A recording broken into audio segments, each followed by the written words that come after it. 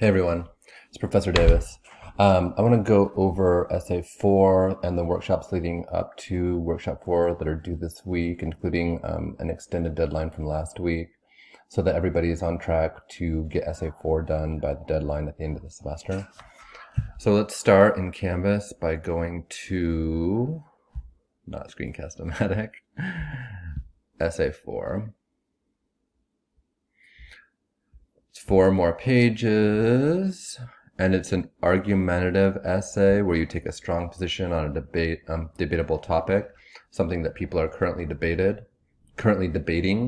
not something that's already established. Something people are currently debating is what's the best solution to climate change? That's a good question.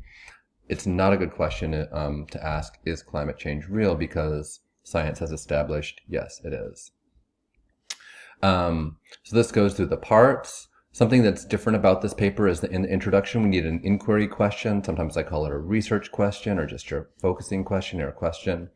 You need a question that can be answered in more than one way so that people can disagree. Like if you say, what's the best way to reduce climate change? Some people could argue a carbon tax that would make people pay money for emitting negative chemicals. Other people would argue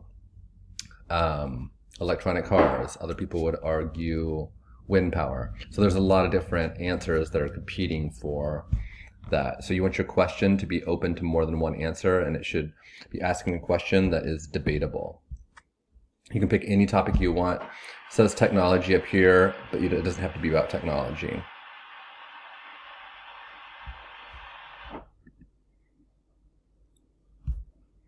So how does that relate to the workshops? Workshop 11 is the outline for Essay 3.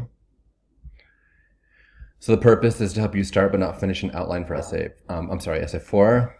Your outline will consist of 6 parts. Your question, your thesis, and then the reasons why your thesis is true. Here's an example. Here's another example with a paper that I'm going to show you all.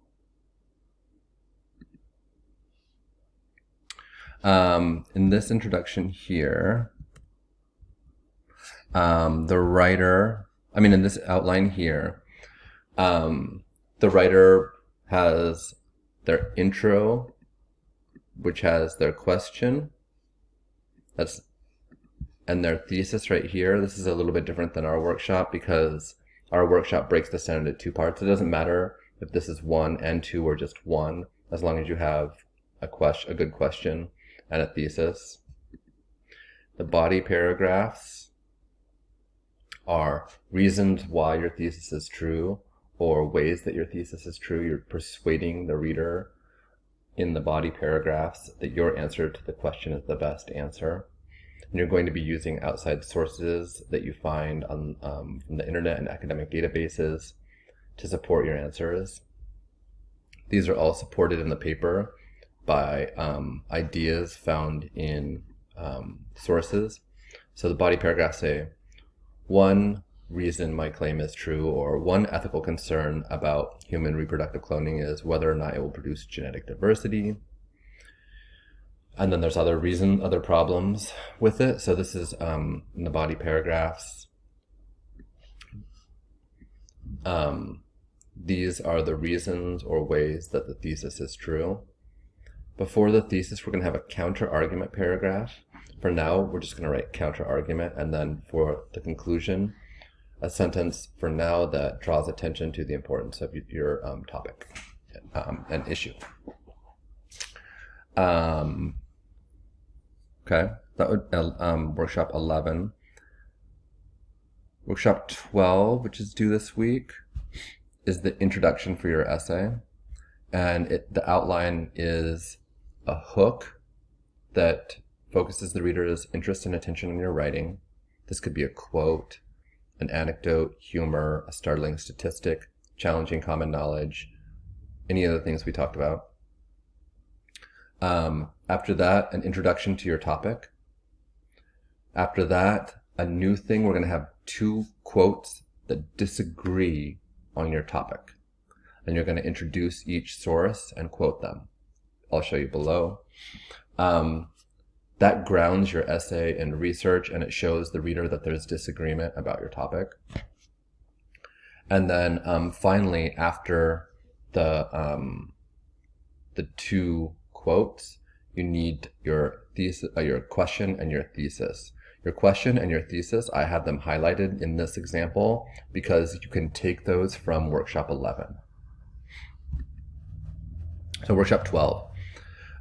This paper is about cloning, so the hook introduces us to cloning, tries to focus our attention and interest on that. So it says, cloning is no longer something that only happens in science fiction novels or movies. That's interesting, especially since in a class where we read a science fiction novel. In reality, it has been going on for centuries through natural cloning. Natural cloning is a process that occurs through asexual reproduction with single-celled organisms like plants and bacteria. Humans use sexual reproduction where cloning only occurs naturally when identical twins are born. And then, so this is introducing the topic. This has a lot of technical definitions because the topic isn't something that the writer expects every reader will know. It says, clones are organisms that are genetically identical. Since the late 1900s, scientists have been trying to reproduce clones with little success. The possibility of human cloning became possible in 1996 when researchers were able to successfully produce a clone sheep named Dolly, who lived until the age of 6.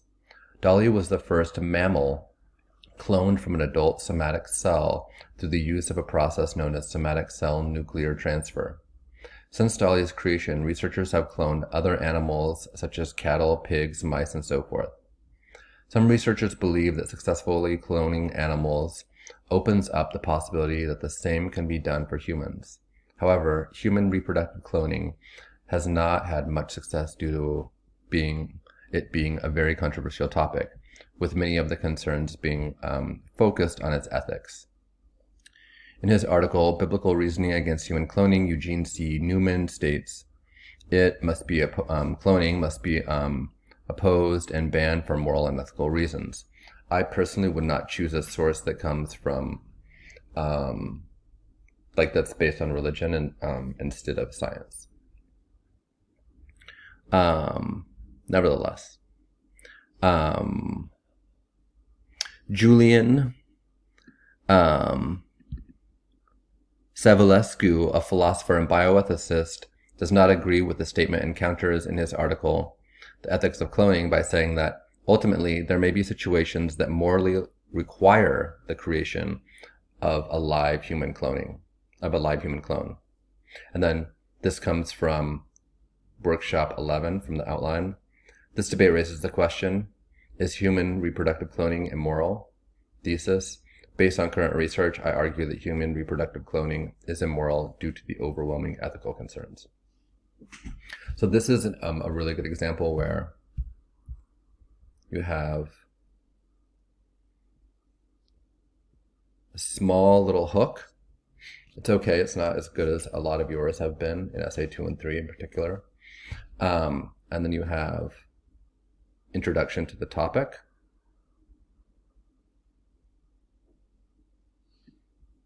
Then you have the debate that has 2 quotes that are opposing. And then you have the question. And then you have the answer, which is your thesis. That's workshop 12. We'll give you your introduction for essay 4. And then workshop 13 is to write a body paragraph that supports your thesis using one of the reasons or ways that your thesis is true from your outline, or a new one. It's totally fine too. So this first sentence again here in workshop 13 is in bold because it comes from workshop 11, the outline. And so you already have the topic sentence. If you did a good job on workshop 11, you have the topic sentence for a body paragraph, your body paragraphs in, but the body paragraph in workshop 13. So let's look how this works, because in these essays, in essay 4, you need to use sources to back up your ideas, and you need to give credit to those sources and explain how those sources back you up. So here's the first reason that the thesis of this paper is true. One ethical concern about human reproductive cloning is whether or not it will reduce genetic diversity. Genetic diversity is important for the survival of any species. The environment is always changing and evolving, and it is important for us as humans to evolve with it.